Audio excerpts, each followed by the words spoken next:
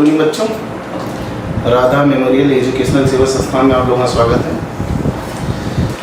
आप लोगों के द्वारा बोला गया कि सर आप इलेक्ट्रिसिटी डिपार्टमेंट में हैं, देयरफॉर जो वहाँ का पैटर्न है कि पावर कैसे ट्रांसमिट हो रहा है, कैसे उसको यूटिलाइज किया जा रहा है, ये सब आपको उसकी बेसिक फंडा जानना था। देयरफॉर हम लोगों ने क्या किया, एक प्लेटफॉर्म आपको प्रोवाइड किया कि जिससे कि आपको ये पावर सेक्टर का जो बेसिक नॉलेज है क्रैश कोर्स के फॉर्म में अवेलेबल हो जाए। ठीक है, तो उसके लिए हम लोग लेके आ रहे हैं और इस इलेक्ट्रिकल पावर सिस्टम को मैं बता रहा हूँ आपको इस तरह से मिल जाएगा कि जब इसका आप एनालॉगी बनाना शुरू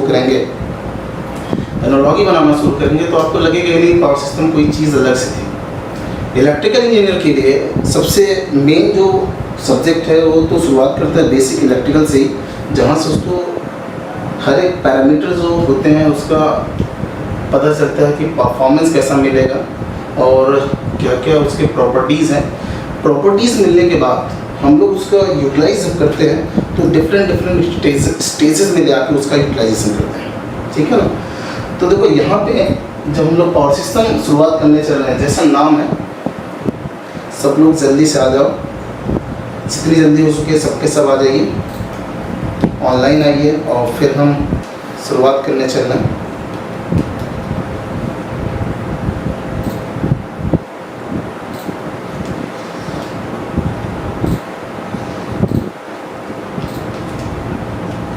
जितनी जल्दी हो सबके सब आ जाइए।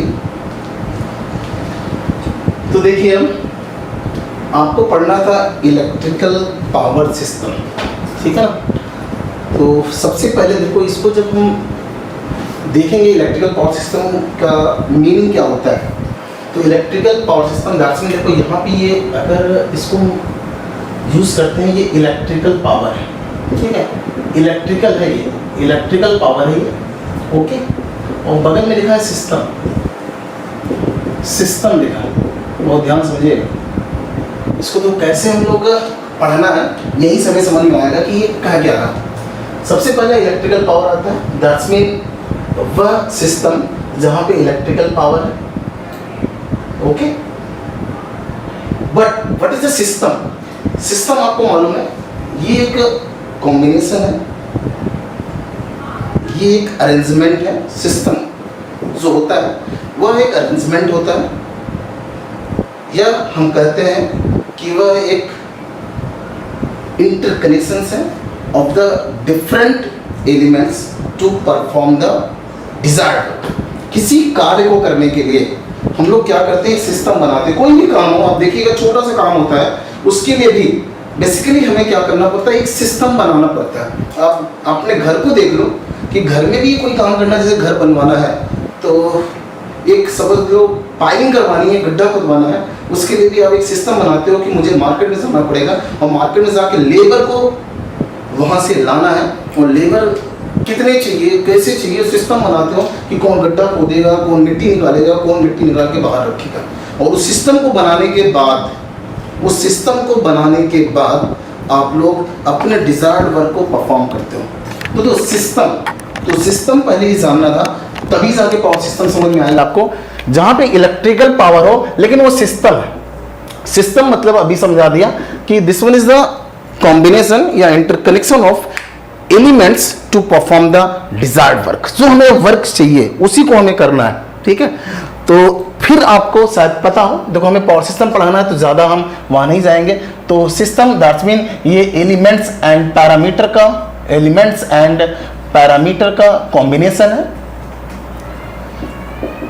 कॉम्बिनेशन है, बहुत ध्यान से समझिएगा, ठीक है। एलिमेंट्स एंड पैरामीटर का जो कॉम्बिनेशन है ये डिफरेंट तरीके का होता है, आपको पता होगा। ये सीरीज हो सकते हैं, पैरेलल हो सकते हैं, फीडबैक सिस्टम भी होता है, ठीक है। उसके साथ साथ सीरीज पैरेलल भी हो सकता है, लेकिन एक आपने नाम सुना होगा कैस्केडेड। तो बंधु ये जो आप सिस्टम पढ़ने चल रहे हो इलेक्ट्रिकल पावर का, ठीक है, ये इलेक्ट्रिकल पावर का बेसिकली आपको जो सिस्टम मिलने वाला है वो सबसे ज़्यादा जो मिलने वाला है कैस्केडेड का मिलने वाला है। और cascaded that's mean is the, आपको शायद पता हो, कि कॉस्केडेड कनेक्शन वो कनेक्शन होता है जिसमें एक एलिमेंट जो इनपुट लेगा वो अपने आउटपुट टर्मिनल पे प्रोवाइड कर देगा। नाउ दिस वे कहीं यूटिलाइजेशन नहीं होना है। देखो आपको ये पिक्चर दिख रहा होगा, यहाँ पे आपके पास नॉन इलेक्ट्रिकल पावर था, यहाँ हमें नहीं पढ़ना है। देखो इलेक्ट्रिकल पावर की बात करो, इधर हमें स्टडी नहीं करना, इधर हमें स्टडी नहीं करना है, बट हमें ये बीच वाला पढ़ना है जहाँ पे इलेक्ट्रिकल पावर सिस्टम लिखा है, ये बीच वाला पढ़ना है। बस इतना ही पढ़ना है हमें, ओके, इतना पढ़ना है। लेकिन इसमें सिस्टम बनाना हो, सिस्टम में ना तो सीरीज बनाना है, ना तो पैरेलल बनाना है, ना तो सीरीज पैरेलल बनाना है, बट यहाँ पे जो बनाना है कॉस्केडेड बनाना है। क्यों? कॉस्केडेड कनेक्शन वहाँ पे यूज़ किया जाता है जहाँ पे पावर की कपलिंग करनी हो या एनर्जी का। सीरीज का कहाँ किया जाता है? जहाँ पे करंट की कपलिंग। पैरेलल में कहाँ किया जाता है? जहाँ पे सेम वोल्टेज हमें ट्रांसफर करना हो, कपलिंग करना हो। लेकिन यहाँ पे पावर की कपलिंग करना हो, पावर की कपलिंग करना है। देयरफॉर जो ये नेटवर्क मिलेगा आपको, देखिएगा कॉस्केडेड मिलेगा। तो देखो हमें पढ़ना क्या है, पहले मैं यही ओवरव्यू देना चाह रहा हूँ। लेकिन इलेक्ट्रिकल पावर सिस्टम आपको डिफाइन करना था और उसको मैंने डिफाइन कर दिया। वह आपको सिस्टम बनाना है जिस सिस्टम में इलेक्ट्रिकल पावर हो, जिस सिस्टम में इलेक्ट्रिकल पावर हो, और वह सिस्टम कैसा होगा? कॉस्केडेड होगा। और सिस्टम में कौन होंगे? एलिमेंट्स होंगे जिनका कॉम्बिनेशन होगा, जिनका इंटर कनेक्शंस होगा। ओके, तो भाई देखो हमें जो पढ़ना है इस क्रैश कोर्स में, देखो ये आपके सामने लिख दिया है मैंने। सबसे पहला पावर सिस्टम का पार्ट 1 में पढ़ाऊंगा, उसके बाद पार्ट 2 पढ़ाऊंगा। और इस तरह से आपको पढ़ना है कि आपको कभी ये कन्फ्यूज़न ना हो कि हमने पढ़ा क्या है। आपको बेसिक का थोड़ा सा नॉलेज होना चाहिए, और नॉलेज होने के बाद आप इसको बहुत ईजिली एक्सेप्ट कर लोगे, इसमें कोई चीज़ नहीं है। दूसरा मैं आपको ये बताना चाह रहा हूँ, अगर आपके पास एनालॉगी बनाना आता हो, समतुल्य सिस्टम, क्योंकि आपने पढ़ा हो ऊर्जा यहाँ से भी जा रहा, पावर यहाँ से भी जा रहा, और आपने पढ़ा है ऊर्जा को न तो नष्ट किया जा सकता है, न ही उत्पन्न किया जा सकता है। ये केवल एक फॉर्म से दूसरे फॉर्म में कन्वर्ट किया जाता है। लेकिन यहाँ फॉर्म में कन्वर्जन नहीं करना, यहाँ पे हमें क्या करना है? एनर्जी को कपल करना है। ठीक है, एनर्जी को कपल करना है। तो देखो आपके सामने मैकेनिकल के बहुत सारे सिस्टम आपको दिखाई देते होंगे। मैकेनिकल के बहुत सारे सिस्टम आपको दिखाई देंगे जहाँ पे एनर्जी, मैकेनिकल एनर्जी या मैकेनिकल पावर का कपलिंग है। और सबसे छोटा सा एक एग्जांपल ले रहा हूँ, देखो यहाँ पे आपको दिख रहा होगा, यहाँ पे देखो ये गियर सिस्टम है, ठीक है। और इस गियर को हमने क्या किया? जोड़ा है। इस गियर को हमने जोड़ा है। एक में देखो नंबर ऑफ टीथ बहुत ज़्यादा है, एक में नंबर ऑफ टीथ कम है। ये तो ट्रांसफार्मर है, लेकिन जो ये बीच वाला है ना, यही पावर सिस्टम है। ये जो आप बेल्ट है ना, इसी से कपलिंग कर रहे हो, इसी से जो पावर की कपलिंग कर रहे हो, इसी को आपको पढ़ना हो। ये पावर सिस्टम है। और इसी पावर सिस्टम में आप देखते होंगे, घर में देखा होगा या व्हील लगा के आपने काम किया होगा, व्हील लगा होगा, ये आपके पास एक सैफ्ट रहा होगा, इस पे व्हील लगे होंगे। और यहाँ भी आपने गांव में काम किया होगा, पट्टा डाल के काम किया होगा। तो यहाँ पे भी देखो कपलिंग हो रहा। तो इस कपलिंग को ही हमें देखना, केवल हमें इसको देखना, इसी को पढ़ना। यही आपका पावर सिस्टम है, यही पावर सिस्टम है। तो एनालॉजी जिसको बनाना, जो इंसान, जिस स्टूडेंट ने इसको देखा है कि बेल्ट कैसे काम करता है, चेन कैसे काम करता है। जैसे आप साइकिल चलाते हो, यू आर एनर्जी प्रोवाइडर, आपने पैडल से एनर्जी प्रोवाइड किया था, लेकिन वो चेन से जोड़ के आपका साइकिल वर्क डन करता है, डिजायर्ड वर्क को करता है, डिजायर्ड वर्क को करता है। लेकिन वो डिजायर्ड वर्क कौन करता है? चेन करता है, कपल करता है। यही पावर को कपल करता है। वही चीज हमें यहाँ पढ़ना है। इलेक्ट्रिकल पावर सिस्टम में कपलर पढ़ना है, कैसे कपल होना है, इलेक्ट्रिकल एनर्जी कैसे कपल होगी, इलेक्ट्रिकल पावर कैसे कपल होगा, यही हमें देखना है। तो उसके लिए आपको मालूम है सिस्टम बनाना हो। सिस्टम बनाना है इसका मतलब उसमें बहुत सारे एलिमेंट्स को लेना है, जो भी इलेक्ट्रिकल के एलिमेंट्स हैं। और इलेक्ट्रिकल एलिमेंट्स दिखाई नहीं देते, लेकिन मैकेनिकल के एलिमेंट्स आपको दिखाई देते हैं। मैकेनिकल जो आंख से दिखता है सब कुछ वही है, वेलोसिटी है, फोर्स है, सब कुछ दिखता है। लेकिन इलेक्ट्रिकल का कुछ नहीं दिखता, ना फोर्स दिखता है, फोर्स मतलब वोल्टेज भी नहीं दिखता है, स्पीड दैट्स मीन करंट भी नहीं दिखता है, लेकिन मैकेनिकल वाला दिखता है। अगर आपको एनालॉगी बनाने आ रहा है, आपको समतुल्यता बनाने आ रहा है, तो आपको पूरे लाइफ में पावर सिस्टम से कभी कोई दिक्कत नहीं होगी, कभी कोई कंफ्यूजन नहीं होगा। ठीक है, तो देखो बेसिक चीज़ मैं लेके चलना चाह रहा हूँ। तो सबसे पहला आपको मैं जो शुरुआत कराऊंगा वो पावर सिस्टम पार्ट 1 होगा। पावर सिस्टम पार्ट 1 में आपको थोड़ा सा मैं दिखाऊंगा what is the growth of electricity. Electricity कैसे कैसे शुरुआत हुआ था, कैसे आपका ट्रांसमिशन लाइन बने थे, कितने वोल्टेज का बना था, ग्रोथ उसका दिखाना है, कैसे ग्रोथ हुआ था। आपको पता होगा 1985 में ही एसी पावर सिस्टम आया था पूरे यूनिवर्स में, वो भी यूएस में आया था, यूनाइटेड स्टेट में आया था। दिखाएंगे कैसे आया था और रिसेंटली कैसे कैसे पैटर्न बढ़ता गया कि 3300 वोल्ट से आज हम लोग कितने केवी तक जा चुके हैं। तो सबसे पहला वही रहेगा आपके पास, ठीक है। आफ्टर दैट आपको मैं शुरुआत कराऊंगा ट्रांसमिशन लाइन से या ट्रांसमिशन सिस्टम से। और ट्रांसमिशन सिस्टम में कौन कौन से एलिमेंट्स हैं, जैसे उसमें आपको पता है बहुत सारे एलिमेंट्स हैं, रजिस्टर्स हैं, इंडक्टर्स हैं, कैपेसिटर्स हैं। तो ये एलिमेंट्स कैसे कैलकुलेट किया जाता है, उसमें कौन कौन से एलिमेंट्स होंगे। फिर ट्रांसमिशन सिस्टम आपको पता है ये रिसेंटली दो तरीके का ट्रांसमिशन सिस्टम बन सकता है। एक आपका बनेगा हाई वोल्टेज लो करंट का, दूसरा बन सकता है हाई करंट लो वोल्टेज का। लेकिन कौन सा हमें प्रेफर करना ये हम देखेंगे।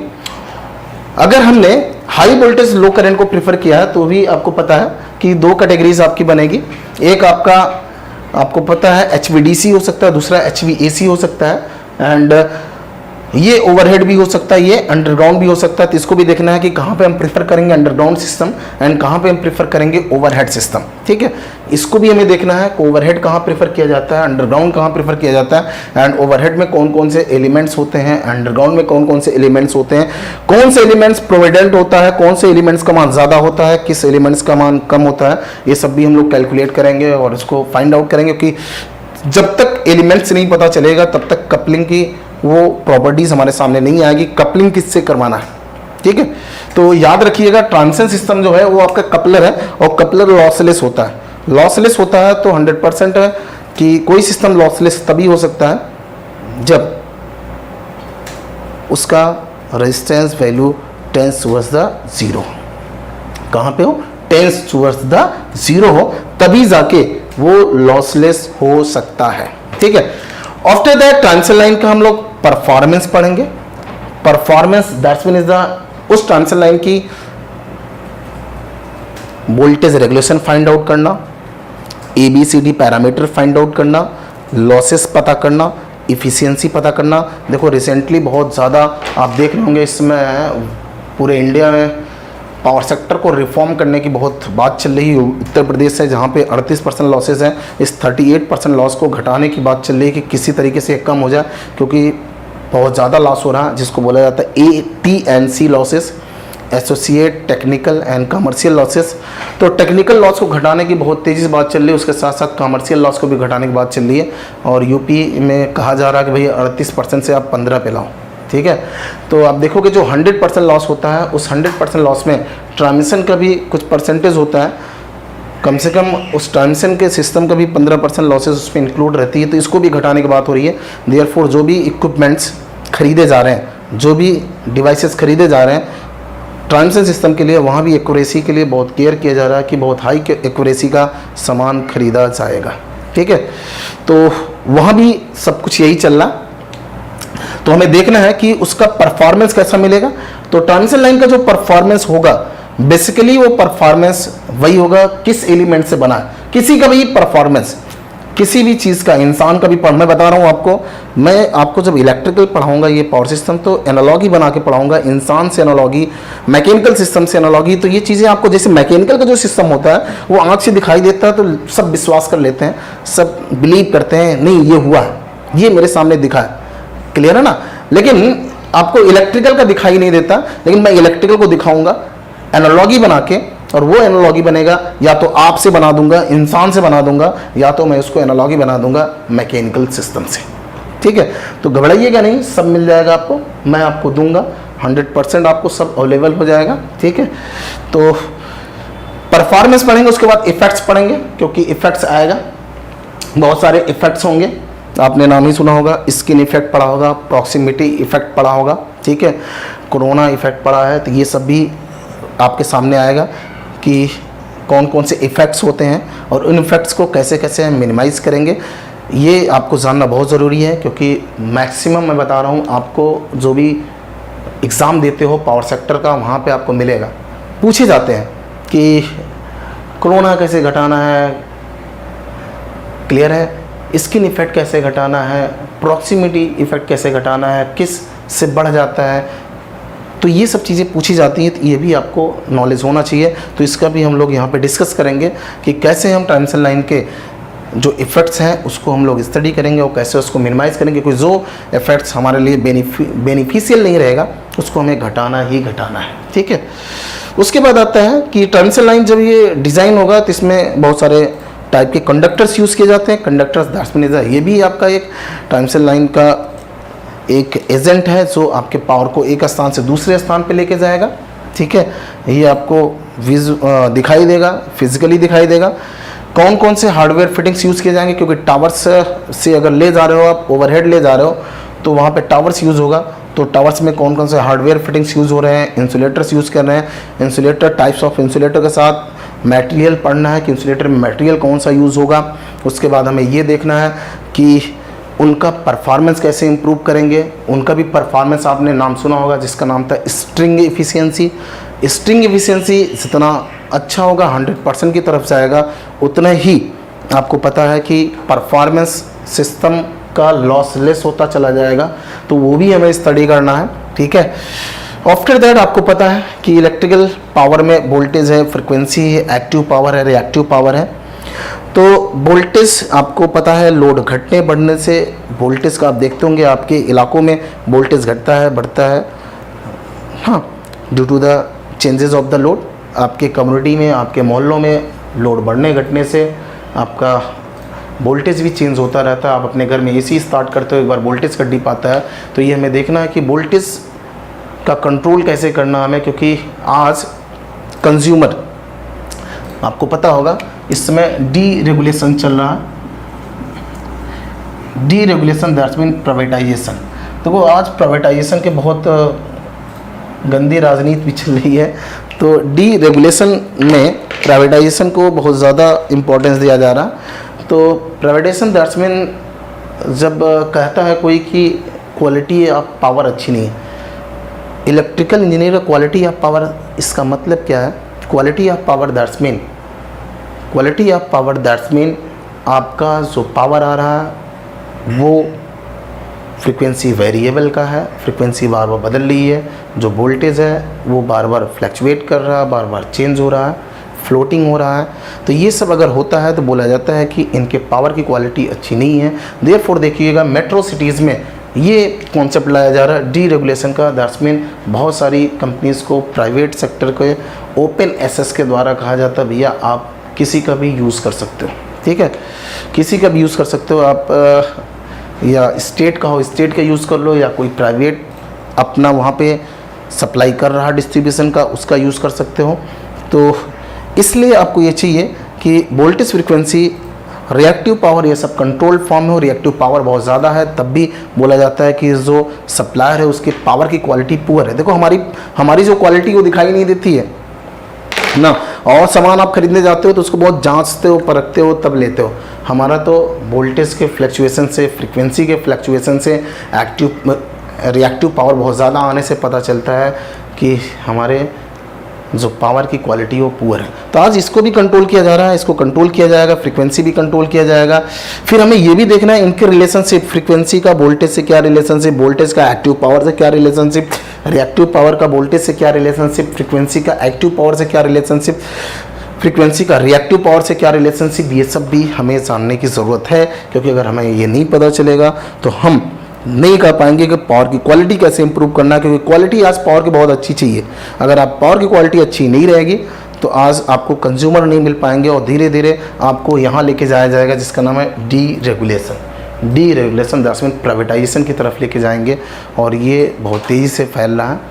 डिस्ट्रीब्यूशन के बहुत सारे सेक्टर्स ऐसे हैं जो प्राइवेट की तरफ जा रहे हैं, क्योंकि लगातार घाटे में चले जा रहे हैं और उनको डीरेगुलेट किया जा रहा है। ठीक है, तो बहुत जगह देखोगे डिस्ट्रीब्यूशन अभी आने वाला है, मैं बताता हूँ उसमें। देन आपको मैं पढ़ाऊँगा analogy between the power system and human body. आपको मैं दिखाऊँगा, ये आपको दिखेगा कि जो आपकी बॉडी है खड़े हो ना, इसी में पूरा पावर सिस्टम है, पूरा का पूरा पावर सिस्टम है। कि आपको दिखाई देगा यहाँ से यहाँ तक का पूरा चीज़ दिखाई देगा कि जो हाथ पैर सब ये चल रहे हैं ना, आंखें जो देख रहे हो, हाथ जो चला रहे हो, ये सब के सब आपके पावर सिस्टम के एलिमेंट्स आपके बॉडी में भी हैं।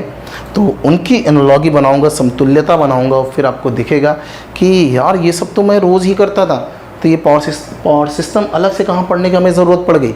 तो ये भी आपको देखने को मिलेगा कि एनालॉगी क्या समतुल्यता है एक ह्यूमन बॉडी एंड आपके पावर सिस्टम के बीच में।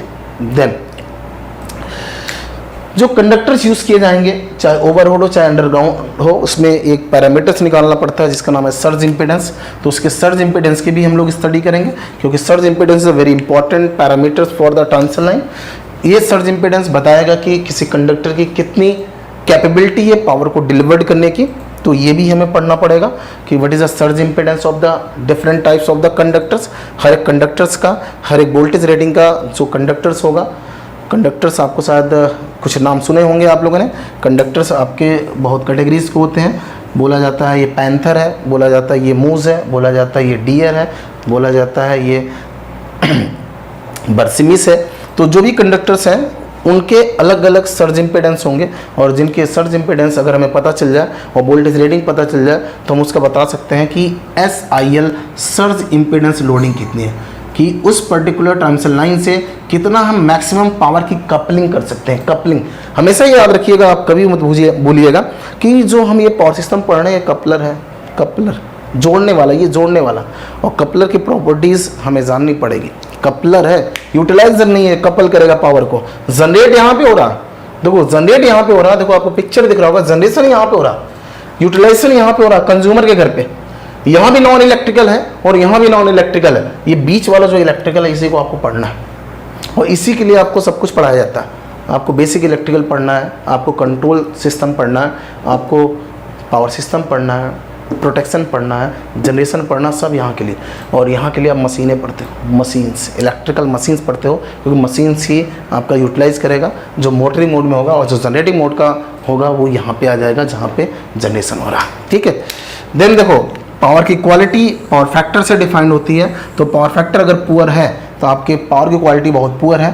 तो आज पावर सेक्टर में इसको भी इम्प्रूव करने की बात हो रही है, क्योंकि इससे आपका डिमांड, मैक्सिमम डिमांड जो होता है ग्रिड पे बहुत तेज़ी से बढ़ता है, और मैक्सिमम डिमांड हो सकता है आपके ग्रिड को फेलियर कर दे कि जनरेशन, क्योंकि इलेक्ट्रिसिटी बड़ा ख़तरनाक चीज़ है।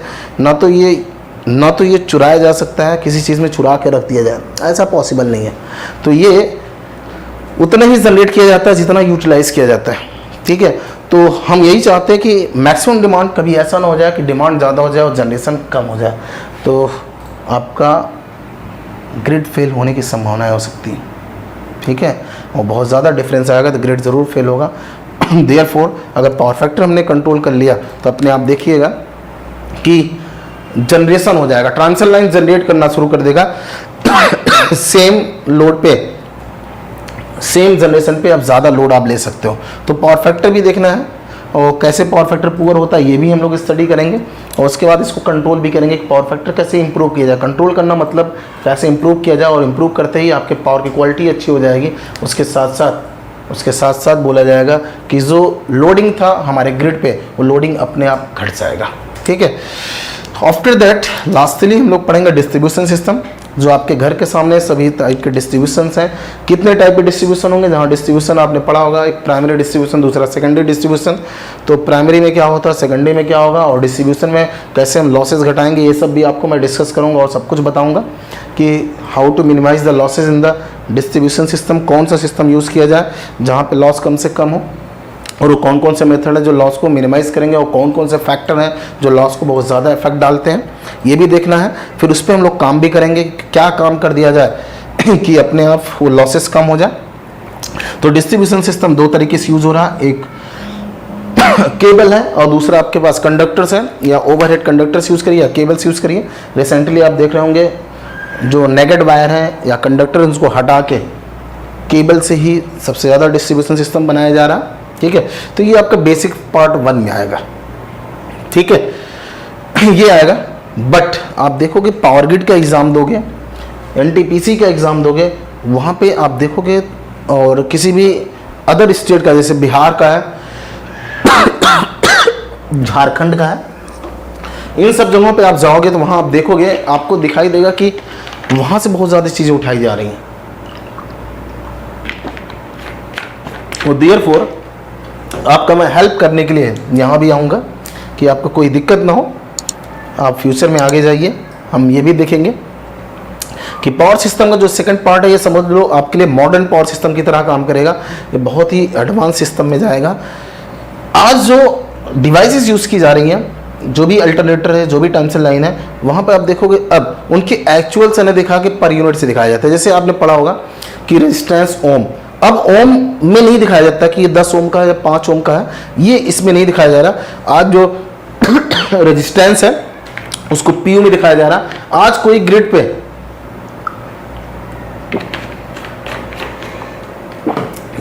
कहीं नहीं आता है कि यह जो ट्रांसमिशन लाइन है ये 500 मेगावाट का पावर लेके जा रहा या 1000 मेगावाट का ले जा रहा, तो वहाँ भी पीयू दिखाया जाता है। ठीक है, सब के सब पीयू में चल रहे हैं। तो ये भी आपको जानना चाहिए कि पीयू सिस्टम एक्चुअल में होता क्या है। तो ये भी देखिएगा, आपको बहुत इजी हो जाएगा कि what is a per unit system या परसेंटेज सिस्टम। ठीक है, उसके बाद आपके पास आएगा कि अब देखो ये कपलर है यार, आप जानते होंगे, आपके घर में भी होगा, चेन होगा, बेल्ट होगा, तो कभी कभार ये बेल्ट या चेन टूटता है, तो ये टूट गया चेन तो मतलब फॉल्ट हो गया, या बेल्ट हट गया तो फॉल्ट हो गया। तो ये देखना है कि कितने तरीके का फॉल्ट हो सकते हैं और उनकी हम एनालिसिस करेंगे कि फॉल्ट को कैसे हम एनालाइज करेंगे जिससे कि कंज्यूमर्स को reliable, secure and qualityful power मिले। तो कोई भी कंज्यूमर होगा हमेशा रिलायबिलिटी बहुत ज़्यादा चेक करता है कि हमें कॉन्टीन्यूअस बिजली मिले, इलेक्ट्रिसिटी कॉन्टीन्यूअस मिले, ऐसा ना हो कि बार बार कटे आए, जिसका मतलब फॉल्ट बहुत ज़्यादा हो रहा है। तो आपको सिस्टम बनाना पड़ेगा जहाँ पे फॉल्ट्स कम से कम हो। तो देखेंगे कैसा फॉल्ट होता है, फिर उसकी एनालिसिस करेंगे कि कैसे कैसे एनालिसिस किया जाता है। After that transient over voltage भी पढ़ना है हमें कि सिस्टम में ट्रांजिएंट ओवर वोल्टेजेस भी होते हैं, कि कौन कौन से रीज़न है कि आपके सिस्टम में ट्रांजिएंट ओवर वोल्टेज होना। ट्रांजिएंट मतलब इन स्मॉल टाइम में बिगर चेंजेस होता है, आपने पढ़ा होगा। दोनों रीज़न है, एक्सटर्नल रीज़न भी होता है, इंटरनल रीज़न भी होता है, सब पढ़ाऊंगा। इंटरनल भी होता है, एक्सटर्नल आपने एक ही नाम सुना होगा जिसका नाम होगा लाइटनिंग, और इंटरनल में भी बहुत सारे रीज़न है, लेकिन इसमें सबसे ज़्यादा जो इंटरनल में रीज़न देखा जाता है उसका नाम है स्विचिंग। तो ये भी देखना है कहाँ स्विचिंग, कहाँ इससे दिक्कत होगी। आफ्टर दैट हम लोग स्टेबिलिटी पढ़ेंगे, सिस्टम को स्टेबल बनाना है, ग्रिड फेल ना होने पाए, कि कैसे कैसे हम लोग स्टेबिलिटी सिस्टम में पाएंगे और कितने तरीके की स्टेबिलिटी देखना है। तो ये भी 2 तरीके की स्टेबिलिटी आपको मिलेगा, एक मिलेगा स्टडी स्टेट स्टेबिलिटी एंड दूसरा मिलेगा ट्रांजिएंट स्टेट स्टेबिलिटी। तो ये भी हमें पढ़ लेंगे हम लोग, और ये भी आपके लिए इजी कर देगा कि how to improve the stability, stability कैसे इम्प्रूव किया जाए। आज स्टेबिलिटी बिना इम्प्रूव किए कुछ नहीं होना है। जिसकी पावर सिस्टम की स्टेबिलिटी पुअर है वो अब कहीं सरवाइव नहीं कर पाएगा, स्टेबिलिटी इम्प्रूव करना पड़ेगा, और जब तक स्टेबिलिटी इम्प्रूव नहीं होगी तब तक उस पावर सेक्टर की बोला जाएगा रिलायबिलिटी, सिक्योरिटी अच्छी नहीं है। ठीक है, तो ये इतना टॉपिक हम कवर करेंगे, उतने टॉपिक को आपको कवर करके आपका ये पावर सिस्टम मैं ख़त्म करूँगा। इसके अलावा भी बहुत सारे और भी टॉपिक्स हैं जिसको हम लोग बाद में देखेंगे, लेकिन सबसे पहले हमें यही सब देखना है। तो ये आपका एक तरीके का सिलेबस है जो स्टार्ट होने वाला है, तो कल हम लोग स्टार्ट करेंगे। आज तो आपको केवल बताना था कि व्हाट आर द टॉपिक्स, किस टॉपिक्स पे हम लोग स्टडी ज़्यादा करेंगे। तो आप धीरे धीरे आइए और आप अपना नॉलेज लीजिए, जो भी दिक्कत हो आप उसको पूछिए, और हम यही चाहेंगे कि आपको पावर सेक्टर का पूरा नॉलेज हो। और पावर सेक्टर हमेशा ये याद रखिएगा, फिर से मैं जाते हुए कहना यही चाहूँगा कि आपको सिस्टम बनाना है। सिस्टम मतलब combination of the elements and parameter लेना है, और कॉम्बिनेशन जो बहुत तरीके के होते हैं, आपका कॉम्बिनेशन सीरीज पैरेलल या सीरीज पैरेलल, कैस्केडेड, फीडबैक सब हो सकता है, लेकिन यहाँ पे हमें कैस्केडेड लेना है क्योंकि पावर की कपलिंग करनी है, एनर्जी कपलिंग करना है। तो कपलिंग यहीं पे करना है जहाँ ट्रांसमिशन लाइन हुआ है, यहाँ कपलिंग करना है, और डिस्ट्रीब्यूशन लाइन में डिस्ट्रीब्यूट कर दूंगा मैं उसको। लेकिन जो सिस्टम बन रहा है उस सिस्टम में एलिमेंट्स यूज़ किए जा रहे हैं, तो उन एलिमेंट्स के बारे में स्टडी करना है, और जो पावर जा रहा है उसकी क्वालिटी, उसमें कौन कौन सा परफॉर्मेंस डिफाइन किया जाता है, उन सब के लिए हमें ये देखना है। और फिर आपको पता, जब इतना बड़ा हमारे पास कपलर है जो पावर को कपल कर रहा है, तो वहाँ पे फॉल्ट होना है, तो उन सब फॉल्ट की एनालिसिस करना है। और जहाँ पे ओपन एरिया में जा रहा है वहाँ ट्रांजिएंट इफेक्ट हो सकता है, तो उसको भी देखना है। उसके साथ साथ आपको ये भी पता है कि सिस्टम में डिमांड लगातार बदलता रहता है। हर एक देखोगे, एक आपके पास ऐप भारत सरकार ने दिया है विद्युत प्रवाह ऐप, आप उसमें देखिए 15-15 मिनट्स का आपको वहाँ पे ऐप में दिखाई देगा कि 15-15 मिनट्स का ब्लॉक बनाया गया, उस ब्लॉक में चेंजेस ऑफ द लोड दिखता है। तो लोड तो चेंज हो रहा लगातार, तो सप्लाई भी एंड डिमांड दोनों मैच होना चाहिए। तो जैसे जैसे डिमांड चेंज हो रहा वैसे वैसे सप्लाई चेंज होना चाहिए। तो उसके लिए हमारे पास फीडबैकर्स होंगे और वो क्या करेंगे, स्टेबिलिटी को इम्प्रूव करेंगे, क्योंकि बार बार जो ये चेंज हो रहा तो ऐसा ना हो जाए ग्रिड फेल हो जाए, ट्रांसमिशन लाइन फेल हो जाए, ट्रिप कर जाए, ये सब हो जाए। तो ये सब नहीं होने देना है। तो उसके लिए हमें ये भी पढ़ना पड़ेगा, स्टेबिलिटी भी पढ़ना पड़ेगा, ठीक है। तो इसके बाद भी बहुत टॉपिक्स हैं, जनरेशन है, कहते हैं सब पावर सेक्टर का पार्ट है अलग है, प्रोटेक्शन है वो भी अलग है। तो ये सब भी हम लोग बाद में देखेंगे और उसकी स्टडी करेंगे, ठीक है। तो कल से आप आइए 7:30 पे, ठीक है। और राधा मेमोरियल एजुकेशन सेवा संस्थान प्रयागराज आपको एक ऐसा प्लेटफॉर्म देगा कि आपको पूरे लाइफ में पावर सेक्टर में दिक्कत नहीं होगी, ठीक है। तो लाइक करिए, सब्सक्राइब करिए।